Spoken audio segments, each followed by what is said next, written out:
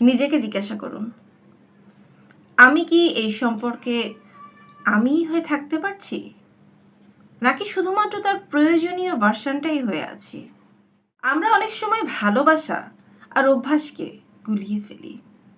সে চলে গেলে কষ্ট পাব, এটা ভালোবাসার প্রমাণ নয়, বরং এটা অভ্যাস হারানোর ব্যথা। দুটো সম্পূর্ণ আলাদা জিনিস, কিন্তু অনুভূতিতে প্রায় একই রকম লাগে।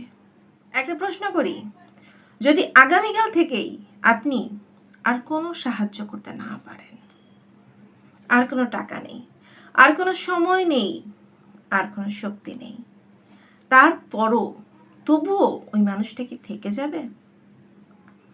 এই প্রশ্নের উত্তরটা আপনি ইতিমধ্যেই জানেন, কিন্তু নিজেকে জিজ্ঞেস করার সাহসটাই আপনার কখনো হয়নি। সে কি সত্যিই আপনাকে ভালোবাসে, নাকি শুধুমাত্র আপনার প্রয়োজনীয়তাকে? পৃথিবীতে দুই ধরনের ভালোবাসা আছে।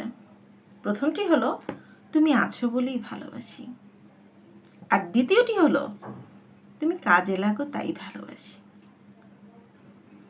প্রথমটি একেবারেই বিরল, আর দ্বিতীয়টি আমাদের বেশিরভাগ সম্পর্কের ভিত্তি। কিন্তু ভয়ের কথা হলো দ্বিতীয়টি দেখতে অনেকটাই প্রথমটির মতোই। সাইকোলজিস্ট এরিক ফ্রম তার বিখ্যাত বই দি আর্ট অফ লাভিংয়ে বলেছিলেন, ভালোবাসা কোনো অনুভূতি নয়, বরং এটি একটি সিদ্ধান্ত, একটি প্রতিশ্রুতি, যেখানে কোনো শর্ত থাকে না। শর্তযুক্ত ভালোবাসা আর শর্তহীন ভালোবাসা, এ দুটোর মধ্যে যদি আপনি পার্থক্য বুঝতে পারেন, তাহলে অনেক প্রশ্নের উত্তর আপনি নিজেই মিলিয়ে ফেলতে পারবেন। প্রয়োজনীয়তার ভালোবাসা কিভাবে চেনা যায়? কিছু সংকেত আছে যেগুলো হয়তো আপনি আগেও দেখেছেন, কিন্তু ইগনোর করে গেছেন। প্রথম সংকেত, আপনি যখনই না বলেন কোনো বিষয়ে, তখনই সম্পর্কে টানাপোড়েন শুরু হয়। আপনার না বলাটা তার জন্য অস্বস্তিকর।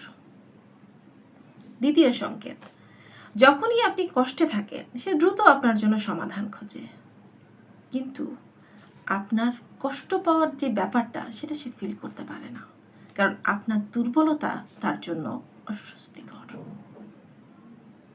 তৃতীয় সংকেত, আপনি স্বনির্ভর হতে শুরু করলে সম্পর্কে দূরত্ব তৈরি হয়। আপনার প্রয়োজন কমে গেলে তার আগ্রহও কমে যায়।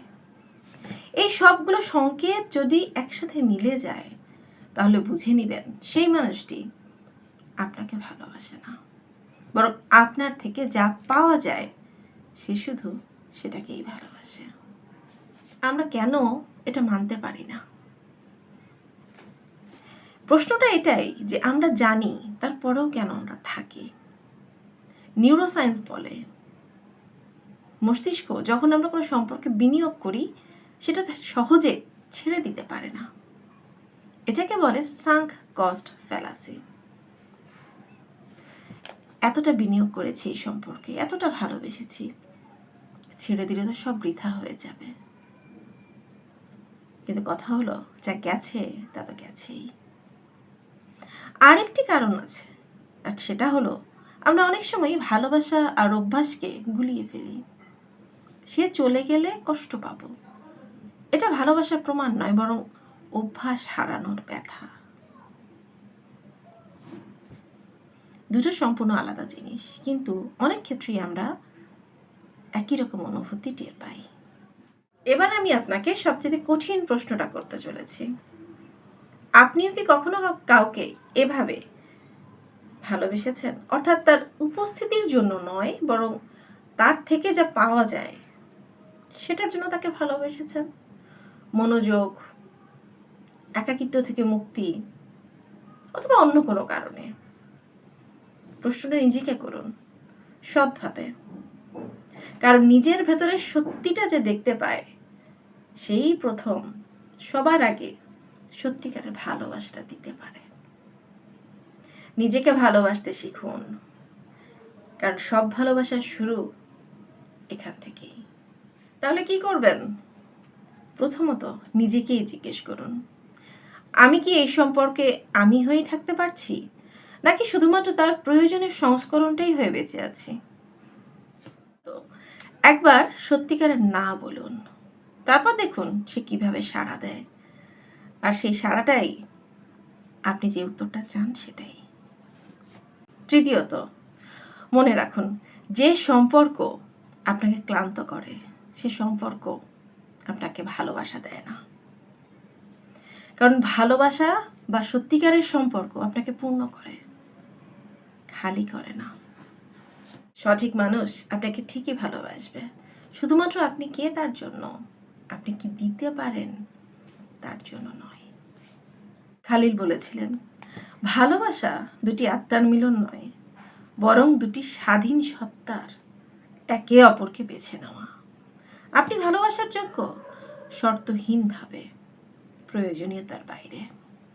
যে সম্পর্কে আপনাকে নিজেকে বারবার প্রমাণ করতে হয় সে সম্পর্কই আপনার যোগ্য নয়।